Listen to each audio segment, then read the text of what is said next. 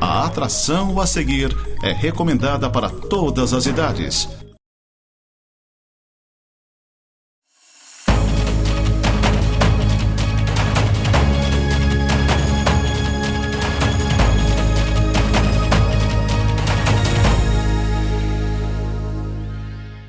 Olá, amigos da Nova Era. Estamos iniciando mais um Nova Era News. Hoje temos o prazer de receber aqui conosco o Dr. Antônio, especialista em Direito da Família, e vamos conversar um pouco sobre esses assuntos que são pertinentes, essa vara do direito. É uma coisa que realmente chama atenção, é atinente a todas as pessoas que hoje têm um convívio na sociedade. Muitas questões passam pela vara da família. Evidentemente que nós temos muitas e muitas famílias que não têm esse tipo de problema, mas tem algumas também que têm esse tipo de problema. O doutor Antônio vai estar aqui conosco tentando dirimir algumas dúvidas que nós, como leigos, eu e o Céu, a gente vai solicitar para ele, tá? Vamos conversar, vamos bater um papo aqui sobre essas questões. Como todas as semanas, os amigos já sabem, aquela figura premiada. O doutor não, né? Alair Céu, não tem DR, não sou mestrado. Nossa, mestrado, não me dê, tá o Céu aí, me deu um DR ainda. Que está cuidando do clima, Parece que o homem sabe quando vai chover, quando não vai chover, enfim.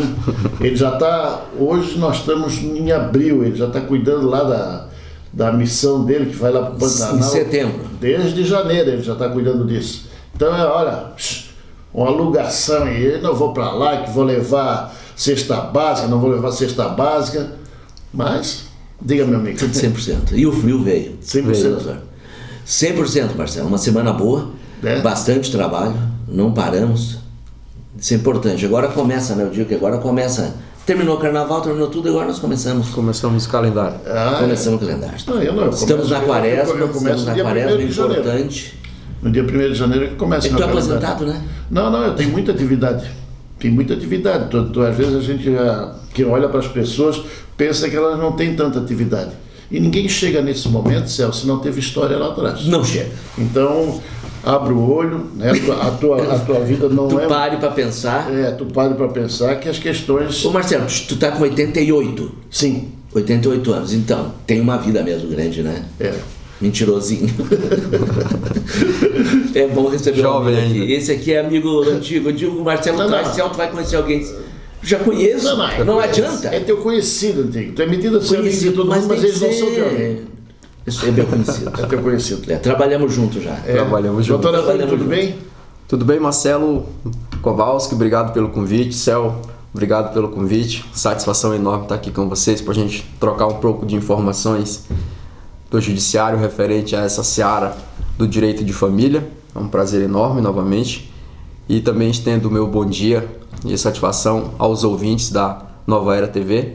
E quero aqui com vocês tratar de uns pontos referente a esse tema importante para a sociedade. Antes de nós saber essas questões do direito, você veio lá do Pará.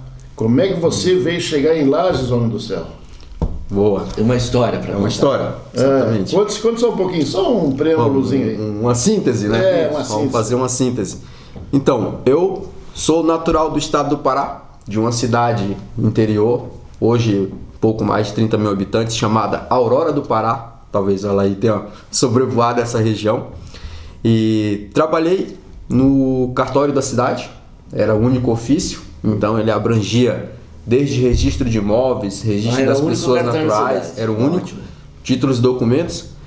E eu sempre fazia o Enem, todo ano, mesmo tendo finalizado ali o ensino médio, eu continuava fazendo o Enem, que eu queria fazer uma faculdade, cursar uma faculdade. E o curso de Direito, ele só tinha próximo de Belém ou em Belém, na capital. E se tornaria muito caro, né? Ir para a capital. Faculdade federal, por exemplo, fica afastada da zona urbana, então teria que pagar coletivo, ou teria que morar num kitnet, num apartamento, enfim. Ia ser muito dispendioso. E um professor de física, que não foi meu professor, mas trabalhava na escola que eu me formei, no segundo grau, o antigo segundo grau, ele falou: Antônio, cara, tem o meu cunhado, que está estudando em Lages, Santa Catarina. Lá tem muita bolsa. Escreve para lá. Os gaúchos, como eles falam lá, são gaúchos, para cá não tem Catarina, é gaúcho, né? Gaúcho. Chamam de gaúcho, mas... Eu tinha feito o Enem, aí eu tinha me inscrito para Santarém. Nossa, olha a contramão, né? Tinha me inscrito para Santarém. E em Santarém eu fiquei em lista de espera. E me inscrevi para Lages no dia seguinte. Falei, vamos me inscrever só para ver o que dá, né? E aprovado. Putz, que legal. E eu estava trabalhando no cartório, já estava com 1 ano de casado, né? Minha esposa, nós já havíamos casado. Hoje ela formou também aqui em Lages, é psicóloga hoje. Tem um consultório dela aqui no centro. E tinha 1 semana para realizar a matrícula, era algo muito rápido. Então não daria tempo de fazer rescisão trabalhista, resolver a nossa situação lá e vir. E daí eu fiz uma procuração para ela, falei, vai lá, faz a minha matrícula, resolve tudo, deixa um quarto alugado e tu volta para resolver as coisas E daí tu vem para cá. E assim fizemos. E isso era ano de 2010. Então eu cheguei em Lages no dia 22 de fevereiro de 2010. Então fez 15 anos agora. 10 anos. 10. Perdão. 2015. 22 de fevereiro de 2015. Deu 10. Eu não estou rindo da matemática. Isso. 10 para 25, acho que dá. Agora, fevereiro, fez 10 anos em Lages. Uma cidade, né, abençoada, muito acolhedora ali. Os primeiros 6 meses foi difícil, porque a gente lá é verão o ano inteiro, né? O nosso inverno amazônico é mais calor do que o verão. Sim, é de 30 sempre, né? 28 para então, sempre. Os primeiros 6 meses ali, que foi o primeiro inverno que nós enfrentamos, foi muito difícil.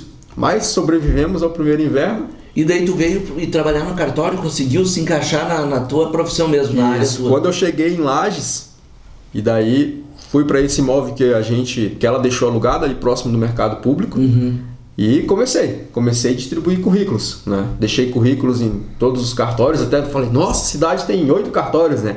Hoje Lages, para quem não conhece, tem 8 cartórios, sendo 4 registro de imóveis, e 4 tabelionatos, na verdade 9, e mais o registro civil e títulos de documentos. Então eu falei, nossa, 9 cartórios na cidade grande e tal, e deixei currículo em todos esses cartórios.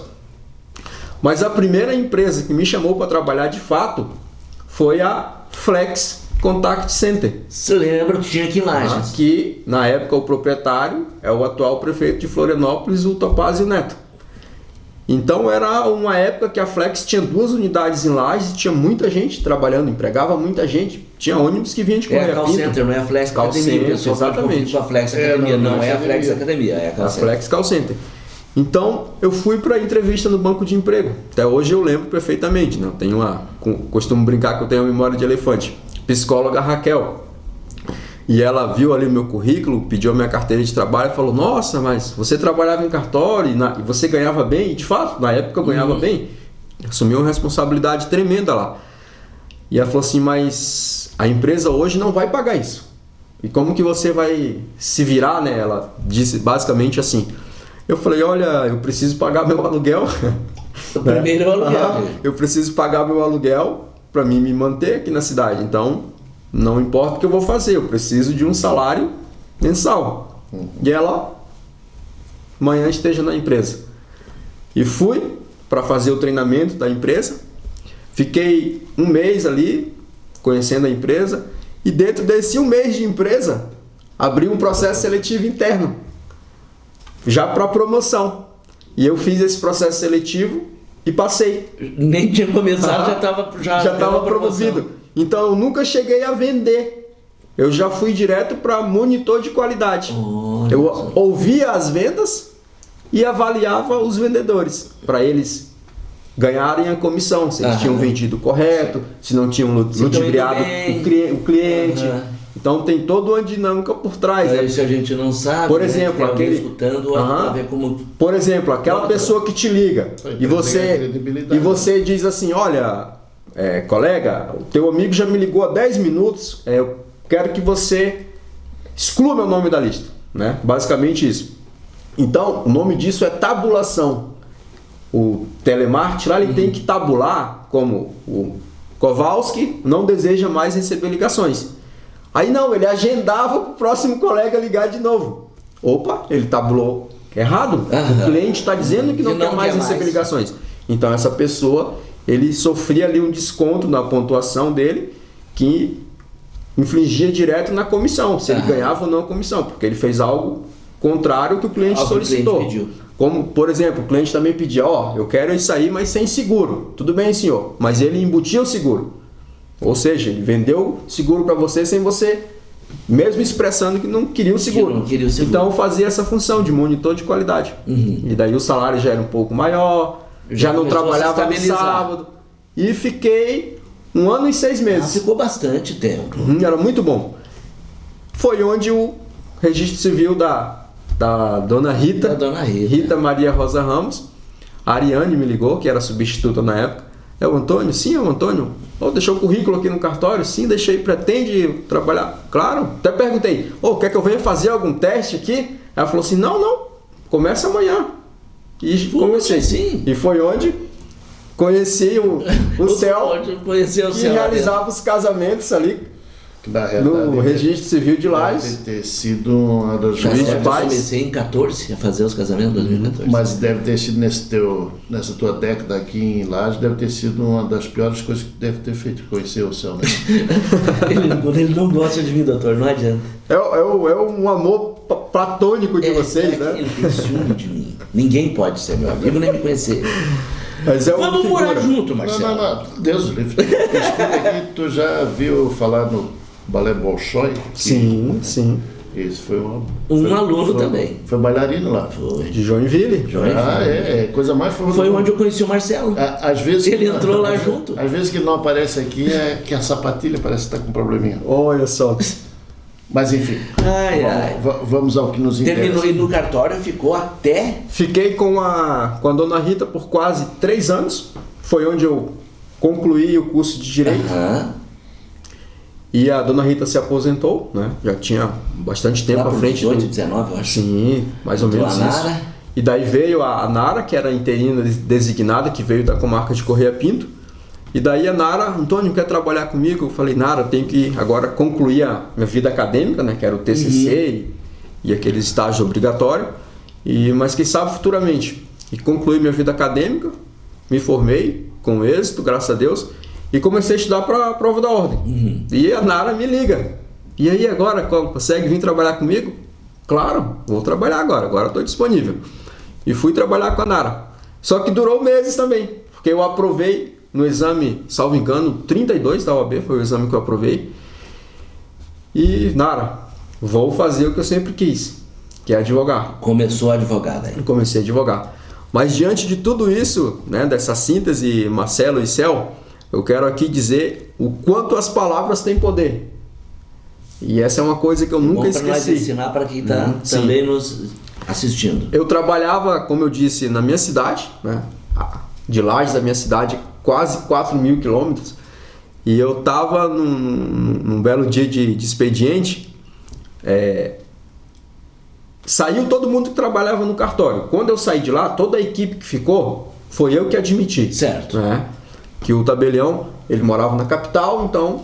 Ele te deu me deu carta branca. Deu liberdade para... E eu falei, cara, temos que contratar mais servidores. Então todo mundo que trabalhava lá já foi depois de mim. Passou pela tua mão. Passou pela minha mão.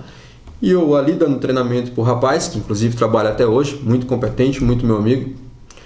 E nisso chegou um senhor que foi vice-prefeito da minha cidade.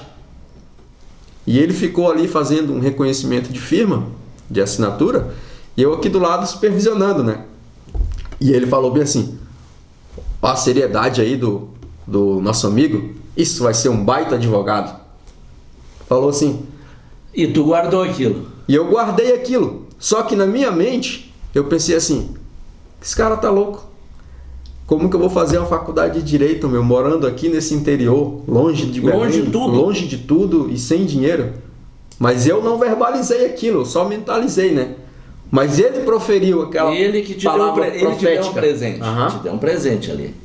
E poucos anos depois, estou formado em Direito há 5 anos advogando. Aí aqui estou com essa dupla de milhões.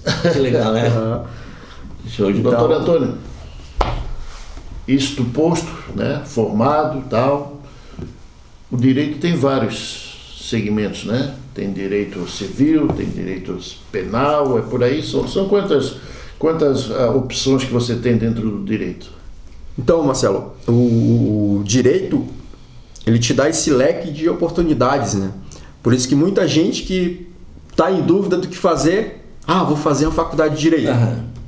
Não sabe o que quer fazer, mas ele sabe que tem essa ampla oportunidade. E tem muitos que não vão nem advogar, por exemplo, vão para concurso, né? Você se forma, você é bacharel em direito. Bacharel em direito. Para você ser advogado, tem que fazer o exame da ordem, né? Que é uma prova que hoje tá, digamos assim, você tem mais oportunidades. Salvo engano, hoje são 3 ou 4 exames no ano. Então tu tem, 3 ou 4 oportunidades de passar naquele ano para se tornar advogado. Então, tu passando, sou advogado. Vai receber tua credencial da OAB, vai fazer o teu juramento, assim como qualquer outro curso. E agora? Qual a área que eu tenho mais afinidade, né, durante a faculdade? Qual a área que eu mais me identifiquei? Qual a área que de fato eu quero fazer nome? Então tem várias opções. Por exemplo, direito previdenciário, o direito do consumidor, hoje também está em alta, né? Hoje está. Direito trabalhista, que já foi muito bom no passado, hoje continua bom, mas pós-reforma mudou bastante coisa. Direito tributário, por exemplo, direito tributário hoje em Lages, se você me perguntar, Antônio, qual advogado hoje que tu indica assim para fazer uma ação envolvendo tributos? Cara, eu não tenho 5 advogados para te indicar. Que é uma área realmente, tem que ser pessoas que entendem. E tem espaço, então. Para quem está entrando agora, é uma dica. Se aprofunde nesse... Isso. Direito civil. Tributário. Direito civil é muito amplo. Direito civil, processo civil. Não é? Direito de família. Tem pessoas que acham que o direito de família... eu vou fazer direito de família porque é fácil. Errou completamente. Como disse, o direito de família é uma área delicadíssima. Porque nós não estamos tratando aqui só de dinheiro, só de bens, de dívidas. Não. Tem o sentimento. Então essa é uma área que eu adoro atuar porque ela tem um mix de sentimento. É amor, é decepção, é raiva, é ódio, é angústia, é rancor. Então você tem que saber lidar com isso, né? E tu que está ali assistindo e acompanhando, exatamente, vê tudo isso, e tu consegue ver mais do que quem está dentro. Exatamente. Porque diz que só conhece alguém, famílias que brigam por causa disso. Tem um ditado popular, né? Vocês com certeza já ouviram dizer, que falam assim: você só vai conhecer o teu parceiro se separa.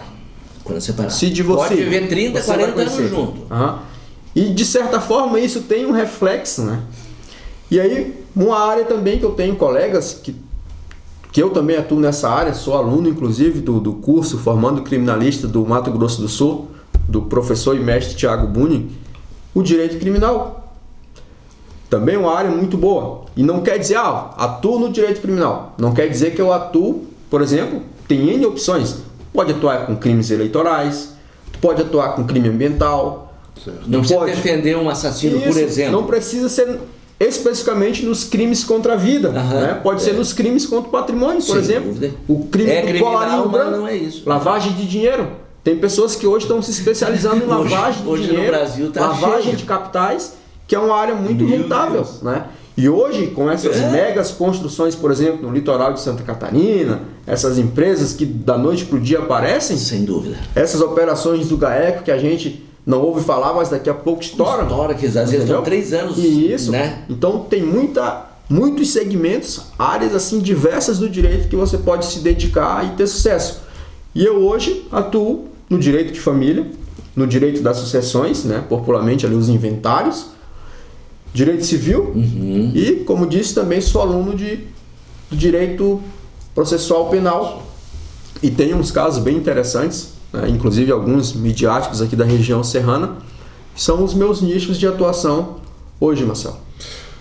Então, você dentro desse leque de opções aí, evidentemente que nós podemos até te trazer outras vezes aqui para falar sobre outros segmentos do direito, mas hoje a gente vai pautar mais na questão do direito da família. Perfeito. Né, que eu acho que é bem interessante e essas coisas ocorrem no cotidiano das pessoas aí e às vezes a gente não sabe, né, de que forma agir. Você me diga o seguinte, o que engloba o direito da família? Todas as questões, o nome já diz, né, mas assim, coisas pontuais e que são hoje o que mais ocorre nesse segmento? O que é o direito da família? Boa. Então, para a gente não se alargar muito, né? Vamos aqui trazer pontos específicos bem pontuais, exatamente, de interesse de quem nos acompanha. Mas o direito da família ele abrange de tudo, Marcelo. Eu tenho casos, né, práticos, que daqui a pouco, ao longo da nossa entrevista, a gente vai trazer aqui situações práticas, né? Mas abrange tudo, no sentido patrimônio, no sentido dívida, no sentido alimentos, no sentido guarda, convivência, destituição do poder familiar. Também abrange empresas, né, daquelas conflitos que envolvem empresas. Por exemplo, eu tenho um caso que está em andamento, mas que nós tivemos que fechar, por exemplo, uma franquia, porque ia acabar num prejuízo enorme para as partes. Então tivemos e era isso mais dentro familiar, era uma franquia, uma empresa familiar. Familiar. Certo. Então tivemos que encerrar as atividades, negociar com a franquia, com o franqueador, para encerrar aquelas atividades, porque aquilo ia se tornar um prejuízo irreparável. Não é só a família, pai, mãe, filho. Não, então depende muito do caso concreto. Então assim, mas abrange tudo isso. Vai ter situações que você vai abranger simplesmente alimentos e guarda. Não vai ter nem patrimônio. Certo. E situações que vai abranger patrimônio, dívidas, guarda, alimento, visita. Divisão para os filhos, divisão para netos. E a grande maioria entende direito de família é a questão da guarda do filho. Mas a guarda do filho. Pensa, exatamente. Foi quando tu falou para mim, disse, opa, nós vamos falar de separação. É o primeiro ponto que a gente pensa. Mas entra também. Entra. Esse leque aí, né? O leque é complexo. Por isso que eu disse, quem diz assim, eu vou fazer direito de família que é bem porque fácil. É fácil, é só ir lá, pedir a guarda, pedir R$300 de pensão. Não, é caso a caso, entende? Pode ou não gerar um prejuízo para ambas as partes, dependendo do que foi construído nesse casamento, né? Nessa sociedade conjugal. O casamento é um negócio, né? Fala aí, é juiz de paz, onde a gente acabou se conhecendo no cartório, inclusive. Então, o casamento é um negócio. Infelizmente, eu até digo o seguinte, né? Que ninguém, quando está naquela emoção, né, de preparativos para casamento dela, se todo mundo fosse consultar um advogado, doutor, me explique quais os regimes de bens existem, qual que nós podemos adotar. Ali já dava o divórcio, Marcelo. Antes de casar, já haveria o divórcio. 10 minutinhos ali que eu assino, quando vai para a justiça, quanto tempo? Isso. Uma das coisas que eu mais escuto, Marcelo, que eu mais ouço de alguns clientes, é assim: doutor, mas quando eu fui casar não me explicaram isso. Mas lá no cartório não me falaram que eu podia escolher um outro regime. Mas se eu soubesse que era assim, eu não tinha assinado. Entende? Para você ver como, infelizmente, hoje a nossa população é carente de informação. Não pela informação. Exatamente. Né? Quero casar, vou ser feliz, é mil... noites de amor.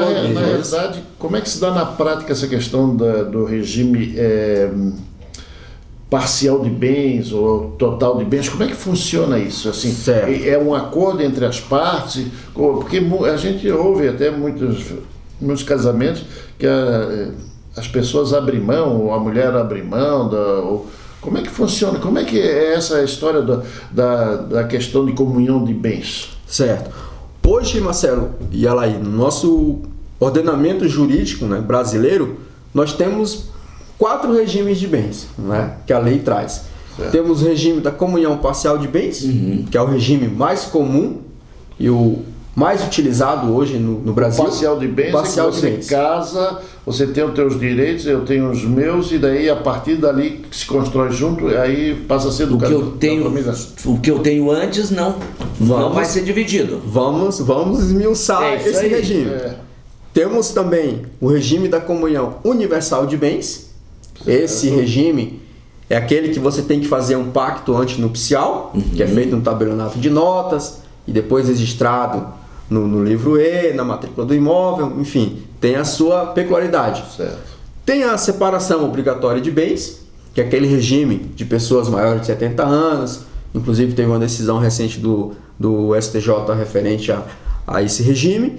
E tem o de participação final nos aquestos, que esse é um regime que eu, de forma prática, nunca vi acontecer. Nem no meu tempo de trabalhei em cartórios, não viu advogado. Ainda. Esse ainda não vi. E como que é esse? Esse é um regime, vamos dizer assim, mais um regime de situações completamente distintas do comum, por assim dizer. Então, por isso que é um regime que ninguém quase não tem conhecimento. Você não vai ver alguém chegar no cartório ou chegar no advogado, eu casei nesse regime. Então, os mais familiarizados hoje comuns são o parcial, universal e separação. Tá, então, assim, vamos detalhar. Vamos detalhar. Quando você vai, né, está namorando, noivou, vai casar, como a gente estava tratando, ninguém chega no cartório. Então, por que acaba sendo o comunhão parcial um dos mais utilizados hoje no Brasil? Por alguns fatores. Por exemplo, idades dos nubentes, certo. A falta de escolha de um regime que não seja esse. Por isso que o regime da comunhão parcial de bens, ele é, entre aspas, conhecido como regime comum. Porque se você não escolher um outro regime, vai ser aquele. Vai ser o comum. Qual é o comum? É o comunhão parcial. É o que mais tem. É o que mais tem. Então, pessoas chegam no cartório para casar no civil. Vocês escolheram um regime? Não. Vamos casar no regime comum. Qual regime, amor? Você escolheu? Não escolhi. Comunhão parcial. Comunhão parcial. Perfeito. Casaram no regime da comunhão parcial de bens. E outra forma que as pessoas convivem hoje no regime da comunhão parcial de bens e não sabem, ou alguns sabem, mas a grande maioria não sabe, é a famosa união estável. Que as pessoas que hoje vivem de maneira informal, mas aquela maneira informal que eles convivem, e muitos dos casos, vocês devem conhecer dezenas de pessoas assim, já tem meia dúzia de filhos. E daí só fazem um contrato. E só fazem um contrato, ou às vezes não nem tem contrato. Não é uma certidão de casamento. Isso. Não casaram no civil, muitas das vezes sequer tem uma escritura pública declaratória de união estável, mas convive há 5, 10, 15, 20 anos juntas. E elas estão convivendo em qual regime?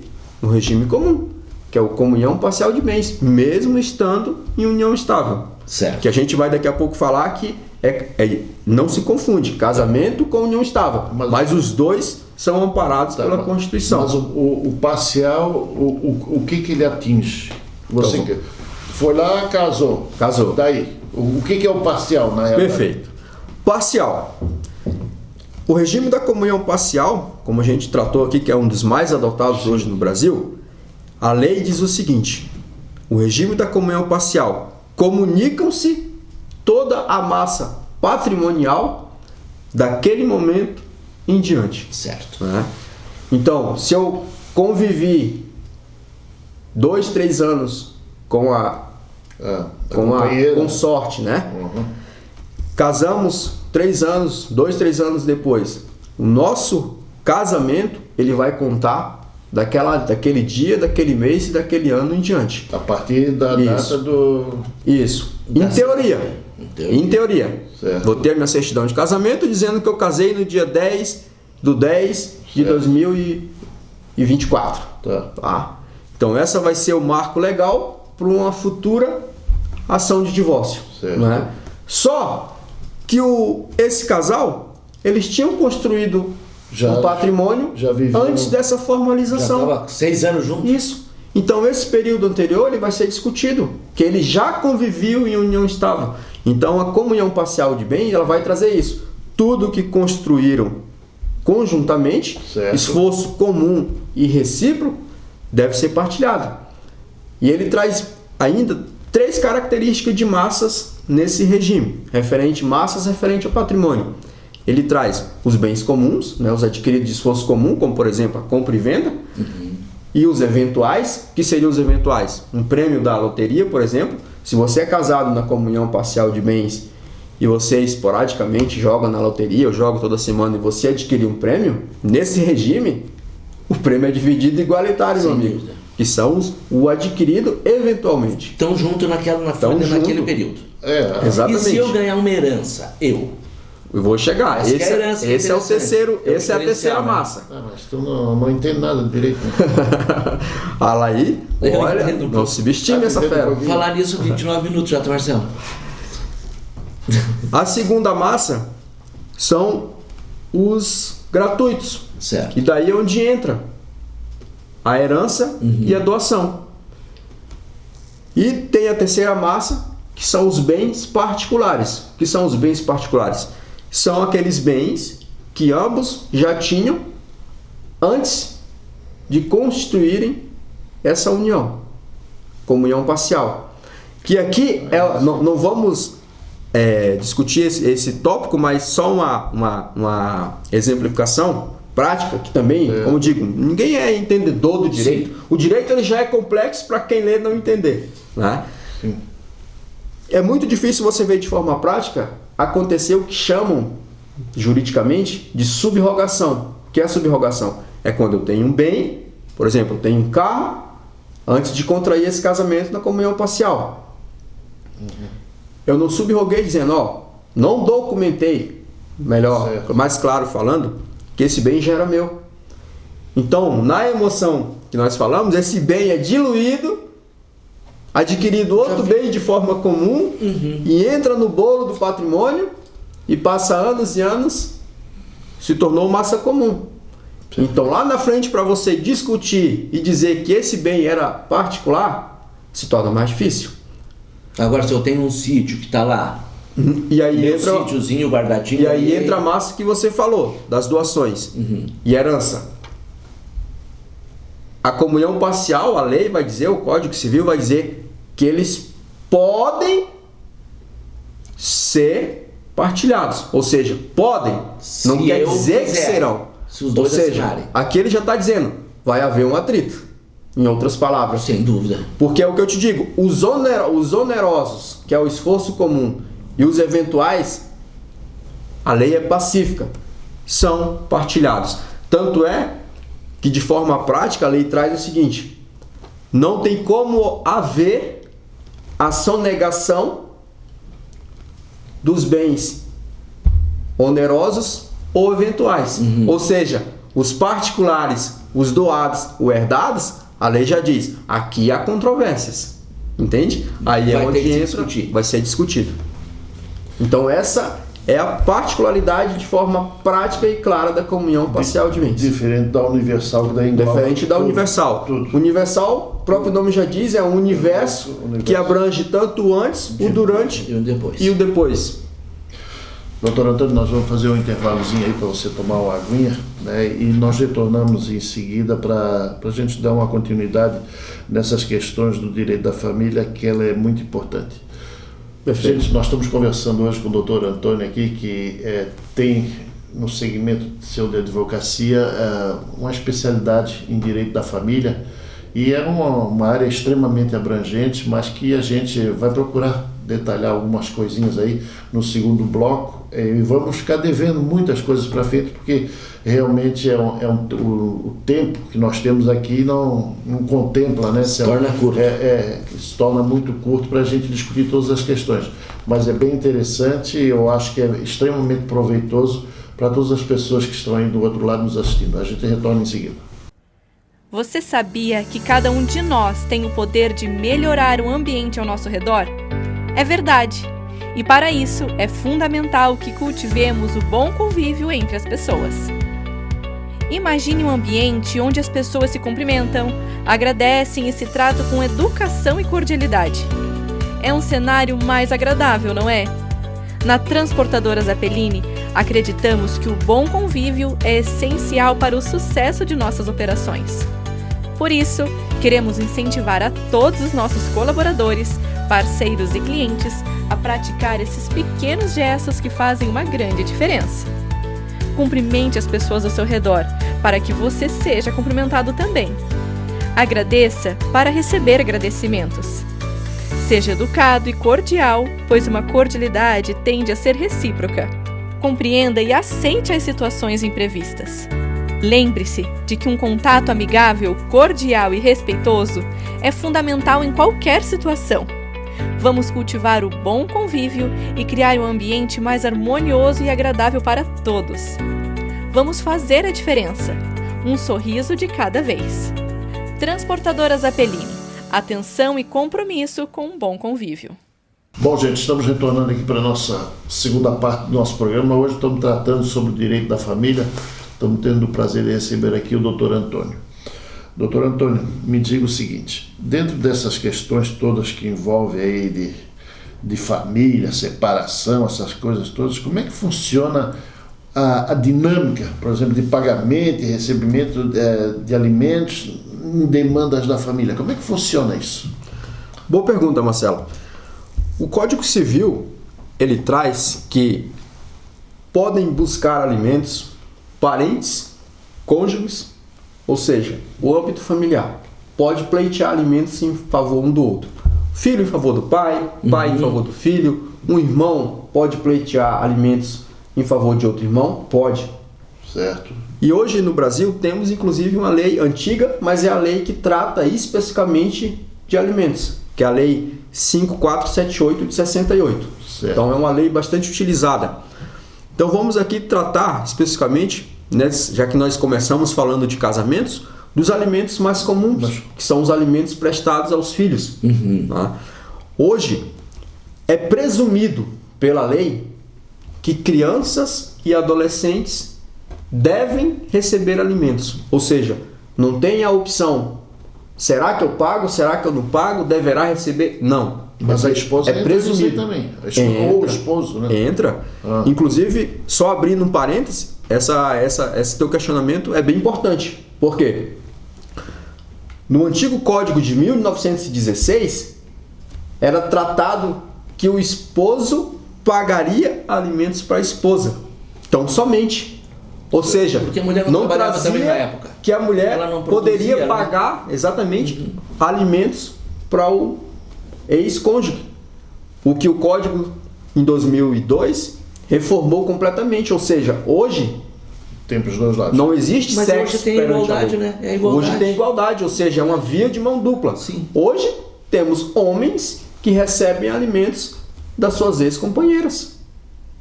Então a lei evoluiu. E tem mulheres que ganham muito mais. Tem mulher também, que ganha né? muito porque mais, está completamente equiparado. Né? Então a lei não trata mais de sexo. Ela trata da necessidade de receber, certo, e da qualidade de emprestar. E quem está na guarda desse de menores. Exatamente. Então, voltando aos alimentos de menores, crianças e adolescentes, ele é presumido. Diga, meu filho, minha filha, é criança, é adolescente, né? Crianças até 11, 12 anos incompletos, acima de 12 adolescentes, é presumido. Que vai até 21? Salvo exceções, ultrapassa os 21. Eu tenho demandas práticas. Porque o pessoal sempre pensava 18. Com eles. Não. Já foi 21. Eu já ouvi até 24. Vamos chegar a esse fator. Então, Marcelo, e outro ponto importantíssimo que a lei traz também expressamente é que não adianta, por exemplo, o pai dizer assim: eu não trabalho formalmente, eu não vou pagar alimentos. Também não existe isso no mundo jurídico. Mesmo que você não esteja com um vínculo formal, como eu já disse anteriormente, é presumido, você vai ser, sim, condenado, né, a pagar alimentos a seu filho. Se vire. Então, assim, quando se trata de alimentos para crianças ou adolescentes, inclusive esses pedidos, eles são feitos em caráter liminar, ou seja, tutela de urgência, os chamados alimentos provisórios. Ou seja, na própria petição inicial, eu já estipulo um valor com reflexo no salário mínimo. Por exemplo, eu já teve casos de eu pedir 30% do salário mínimo a título de alimentos provisórios e o próprio juiz fixar 50%. Certo. Entendeu? Entendi. Ou seja, já fixou mais do que eu pedi a títulos provisórios. E aí, no decorrer do processo, pode acontecer um acordo ou não, e lá em sentença a gente fixar um valor de alimentos definitivo. E nessas questões pode chegar até o avô, a avó? Pode. Aí já é outra situação, que é os chamados alimentos avoengos, né? As ações avoengas, ou seja, buscar de quem tem condição de prestar alimentos. Eu não estou trabalhando, não consigo pagar, então nós vamos pegar lá nos... Na existência desse pai ou dessa mãe vivos, o primeiro que você vai buscar alimentos é em favor dos genitores. Tá? Porque o dever de cuidado, e quando aqui a gente fala cuidado, é educação, é alimentação, é saúde, é vestimenta, vestir, é lazer, é do pai e da mãe. é um dever recíproco com a criança e com o adolescente. Certo. Então esse tipo de alimento ele é tratado em caráter liminar. Ele é presumido, ou seja, ele é devido. De pronto o juiz já vai fixar alimentos provisórios.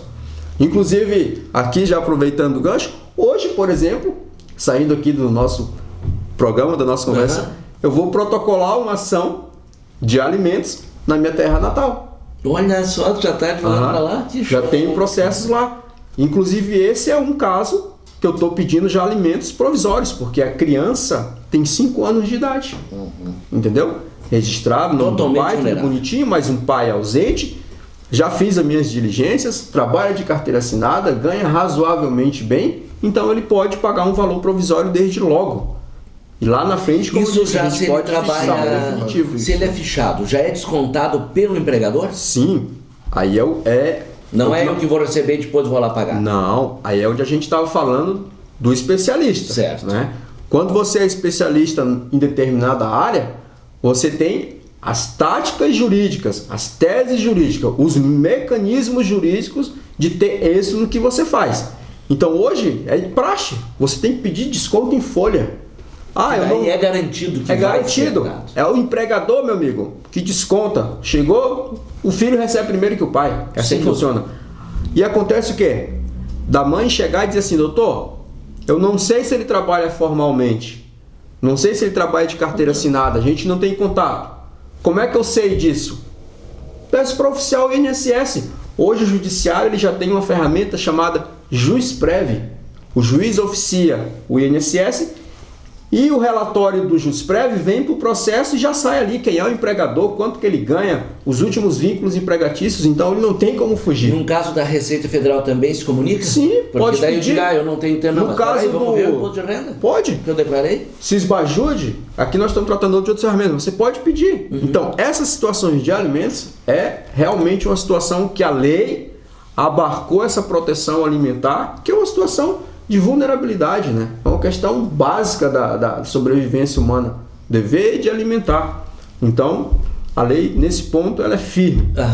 Crianças e adolescentes, os alimentos são presumidos, independente da vulnerabilidade do alimentante. Quando não tem essas... Pai ou mãe. Agora também não podemos estar que a pessoa ostentando, que hoje a ostentação é muito forte. Eu vou querer um iPhone 18 e não tem condições, o pai também não tem como bancar. Porque existem princípios norteadores dos alimentos, que é a necessidade de quem vai receber, a possibilidade de quem vai prestar, entendeu? Então assim, se tinha uma relação que é sabido que o pai tem um vínculo que ganha, sei lá, 13 mil reais, esse pai não pode pagar uma pensão de 2 mil reais. Certo. E outra, a criança também não tem a necessidade, ou o adolescente, de receber 2 mil reais de pensão. Cara, tem casos e casos. Naquelas situações que a criança, por exemplo, tem um diagnóstico de alguma moléstia grave, tem uma necessidade especial, aí sim, pode-se pedir valor de alimentos um pouco mais elevados. Porque necessita, mas respeitando sempre também a condição de quem vai prestar. O juiz estabelece um percentual, perfeito? Dentro daquilo que ele sabe que o cara é remunerado por mês. É percentual que ele define. Isso. Né? Eu, Marcelo, de forma prática, eu já peço com reflexo no salário mínimo. Por quê? Porque se eu ainda não sei quanto essa pessoa ganha formalmente, eu já peço com base no mínimo, que é o quê? Que é o número nacional.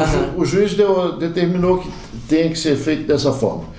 A pessoa, se ele é uma pessoa que não tem vínculo empregatício diretamente com nenhuma empresa, enfim, não desconta em folha de pagamento. Como é que procede esse pagamento mensal daí? Ele deposita em conta, ele deposita em juízo? Como é que funciona isso? Perfeito, Marcelo. Boa pergunta. Então, eu, de parte, já informo na minha petição inicial os dados bancários da genitora. Perfeito. Tá? Quando é um adolescente que já tem conta bancária, eu inclusive informo a conta do adolescente. Quando é uma criança, nesse caso, dessa ação que eu estarei protocolando hoje, que tem 5 anos de idade, eu já informo nos meus requerimentos os dados bancários da genitora para depósito, inclusive estipulo data, até no máximo dia 10 de cada mês. E já peço o valor cheio. Por exemplo, hoje, o salário mínimo hoje está R$ 1.518, né? 50% do salário mínimo vai dar R$ 700 e poucos reais. Então eu já peço específico. Tá, tu se baseia no salário mínimo, mas eu ganho 20 salários mínimos, é em cima dos 20 salários que eu vou pagar. Se eu já tenho essa informação, boa pergunta também, lei. A lei, ela traz o seguinte, que a criança ou adolescente, ela não pode ser, uma palavra bem comum que eu vou usar agora, rebaixado o seu status social. Tá? Por exemplo, eu tenho um caso prático de que está ainda em tramitação, né? Que não vou citar nome, claro, por ética, sim, mas o pai paga sim um valor de pensão considerável, e além do valor de pensão, ele paga o colégio particular do filho, ele paga o plano odontológico, ele tem o plano de saúde. Dá os presentes, vai dar os presentes pro filho. Porque quando essa família estava na constância ali da união, o filho já tinha esse padrão de vida. E as condições do pai após o divórcio, elas não se alteraram. Ou seja, ele não saiu do emprego, ele não passou a ganhar menos, não mudou o padrão dele. Exatamente. Está em discussão o patrimônio, está em discussão as dívidas, tá? Mas a renda dele, o trabalho dele, a profissão dele, não mudou em nada. O status da criança tem que permanecer. Né? Não é porque houve um divórcio que a criança tem que sofrer drasticamente por essa situação. Não, muito pelo contrário, tem que manter o status dele. Então, esse é outro ponto que o judiciário e a lei protegem. Aí nós chegamos numa outra situação. A partir daí você fez os encaminhamentos e estabeleceu que até a data X tem que haver o pagamento, perfeito? E esse pagamento não veio. Qual é o caminho que é feito através do advogado da vítima, no caso? Qual é o caminho? Perfeito, Marcelo. Então vamos tratar aqui de forma prática. Sim. O cliente chegou no escritório, procurou por uma ação de alimentos. Né? Eles falam basicamente assim: doutor, preciso a pensão alimentícia. É o que todo mundo escuta, é a pensão alimentícia. Isso, pensão alimentícia. Quero pensão alimentícia, doutor. Quantos filhos você tem? Só tenho um, graças a Deus. Falo bem assim, né? Tudo bem, qual a idade da criança? 5 anos, a gente faz aquela entrevista, reúne documentos. Você sabe quanto o pai ganha se ele trabalha formalmente? Não sei. Vamos aqui dar um exemplo de que a mãe não sabe, ou que ela sabe que ele não trabalha formalmente, mas ele trabalha como pedreiro, faz bico como carpinteiro. Entendi. Faz tudo, doutor. E quanto você acha que ele ganha nesses faz de tudo dele mensalmente? Quando ele estava comigo, ele chegava em casa no final do mês, início do mês, com R$2.000. Então, pouco mais do salário mínimo. Né? Então, a gente tem que ter esse feeling. Então, entro com pedido liminar de alimentos provisórios. Certo. Nesse caso, o bom senso, 30% do salário mínimo. Tu vai se basear novamente no salário mínimo. Salário mínimo, que o juiz vai fixar de pronto, né? E ele vai ser intimado para no mês seguinte já começar a pagar esses alimentos. Também é praxe de já haver uma designação de audiência de conciliação futura, que já pode ali ser determinado, além dos alimentos, também a questão de guarda, a questão de convívio, né, a visitação do pai. Embora haja também essa quebra desse vínculo matrimonial entre o esposo e a esposa, os ex-cônjuges, a criança também não pode perder esse vínculo com o genitor ou com a genitora, independente de quem detém a guarda, né? Tem que haver essa visitação, para não quebrar esse vínculo paterno-filial, materno-filial. Mas chegamos nos alimentos. Foram fixados, houve audiência de conciliação. Vamos pensar aqui que não houve conciliação quanto aos alimentos, então fica valendo os alimentos provisórios, ou seja, vamos supor, R$400, 30 e poucos % do salário mínimo. E o pai sabe que ele tem que pagar mensalmente. Ele, constituindo ou não advogado, ele sabe que todo dia 10 de cada mês ele tem que pagar. Tem que comparecer. Chegou o final do processo, juiz sentencia. Vamos pensar que o juiz sentencia em 50% do salário mínimo. Né? Hoje, 700 e poucos reais. Então já majorou um pouquinho. Esse pai já sabe que daquela data para frente ele tem que pagar. Frente, ele não vai retroagir, ele tem que pagar não. Nem recorreu, nem apelou para o tribunal, né? Nem constituiu advogado, se constituiu o advogado, cara, esse é um valor mais ou menos, eu acho que dá conta de pagar. É teu filho, único filho, né? Então pague. Paga 1, paga 2, não paga mais. Deu. Aí a cliente te procura: doutor, nós ganhamos aquele processo, mas está com 5 meses que o João não paga a pensão do meu filho. Perfeito? Aí é que começa a grande mística da prisão. Da prisão. Tá? Aí tu volta para o juiz. Da pensão alimentícia. Da pensão alimentícia, que é a prisão civil, né? Aqui nós não estamos falando de crime, de prisão por crime, não. É uma prisão civil, é uma sanção civil para que pague alimentos. Não. E essa prisão é interessante, Marcelo, que a doutrina ela traz que o cidadão não é preso porque não pagou.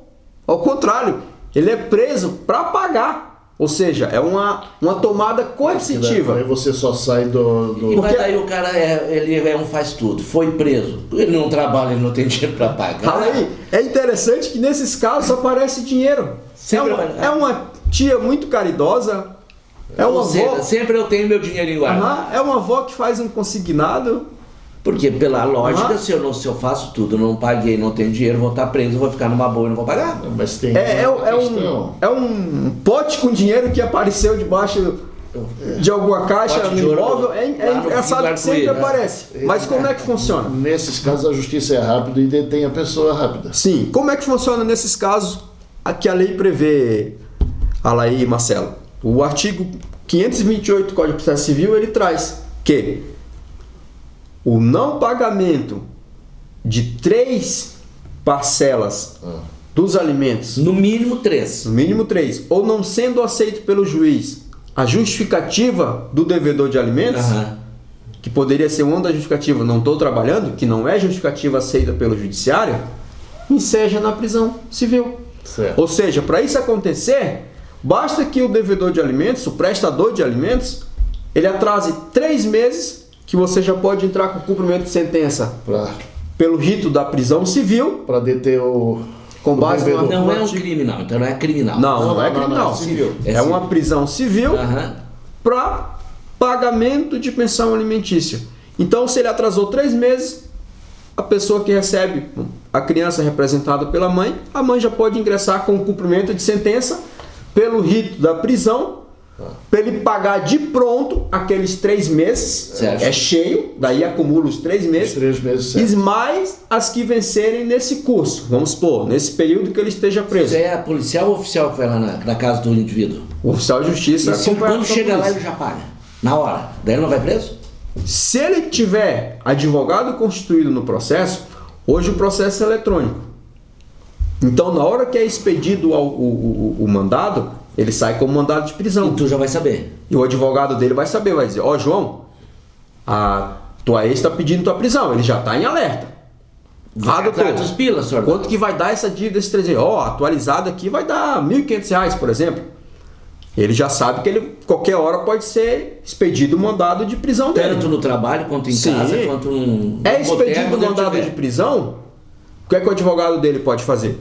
Pode gerar na própria página do TJ um boleto naquele valor, tá aqui o boleto, pague, eu me faço Pix que eu pago, paga, recolhe e junta no processo. Excelência, tá aqui a quitação dos alimentos, desde logo requer a anulação do mandado de prisão pelo cumprimento da obrigação. Hoje está bem mais fácil, né? O juiz vai mandar recolher. Mas ele tem que se esconder, né? Tá escutando, Marcelo? Até o oficial não chegar. O juiz vai mandar recolher aquele mandado e intimar os advogados da outra parte para se manifestar a respeito do apresentado pelo advogado, dizendo que se foi cumprido ou não o pagamento. Daí quando tu faz o boleto já cai na conta direto da mãe ou do pai? Não, ele fica retido no processo, fica numa conta judicial. Ali, depois que é retirado. Se ele quiser, ele pode, se ele ter a conta da mãe ou do próprio adolescente, ele pode depositar e o advogado vai juntar nos autos o comprovante. Uma pergunta agora, então, doutor. Mas só para concluir, ela aí. E Marcelo, com esse rito do cumprimento, existe outro cumprimento, que é o rito da penhora. O rito da penhora, por exemplo, são para aquelas acúmulos. Tem pessoas que atrasam 1, 2 anos, 3 anos de pensão. Como a outra parte, vamos pensar aqui, por um certo desleixo de ir atrás. Ou por benevolência, né? Ou pela não prisão do cônjuge. Ou porque às vezes nem tem aquela necessidade de dependência do ex-cônjuge, fica mantendo. E fica cobrando por conta. Mas chega assim, não tem mais como, vou procurar o advogado.